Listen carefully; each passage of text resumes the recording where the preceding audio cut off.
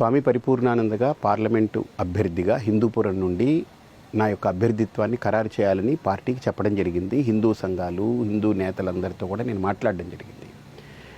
ఇదిలా ఉండగా పొత్తనే అంశం తెర మీదకి వచ్చిన తర్వాత కొద్దిగా జాప్యం జరిగింది. పొత్తుల కారణంగా సీట్లు ప్రకటించడంలో కొద్దిగా జాప్యం జరిగింది.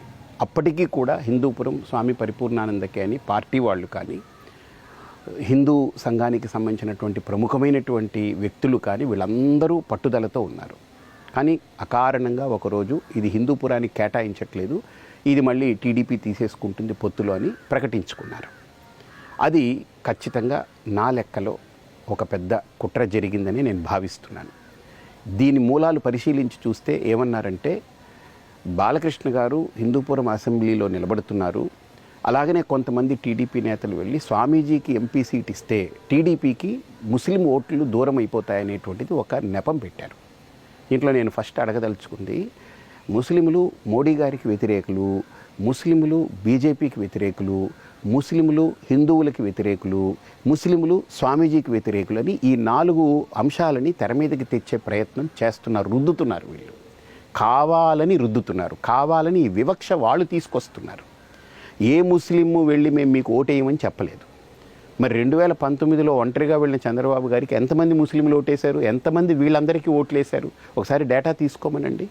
కాబట్టి వీళ్ళు కావాలని ఇటువంటిది ఏదో తీసుకొచ్చి బీజేపీని శాశ్వతంగా ఈ సమాజం నుంచి దూరం చేయాలంటే ఇది ఒక పెద్ద అవకాశం అనేటువంటి భావన కనపడుతుంది నా దృష్టిలో అయితే. కాబట్టి బీజేపీ వాళ్ళు దీనికి ఎలా స్పందిస్తారో తెలియదు.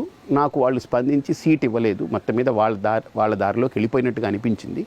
అందుకే ఏ సమాజం అయితే పెద్ద ఎత్తున నా మీద ఆశలు పెట్టుకున్నాయో, ఎవరికైతే నేను భరోసా ఇచ్చానో, నేను నా మాటకు కట్టుబడి హిందూపురం ఎంపీగా పోటీ చేస్తున్నాను. ఇప్పుడు స్వతంత్ర అభ్యర్థిగా హిందూపురం అసెంబ్లీ కూడా పోటీ చేస్తాను. ఎందుకంటే ముస్లింల బెడద ఉందన్నారు కదా, ముస్లింలందరినీ గంపగుత్తగా వాళ్ళే వేయించుకోమనండి.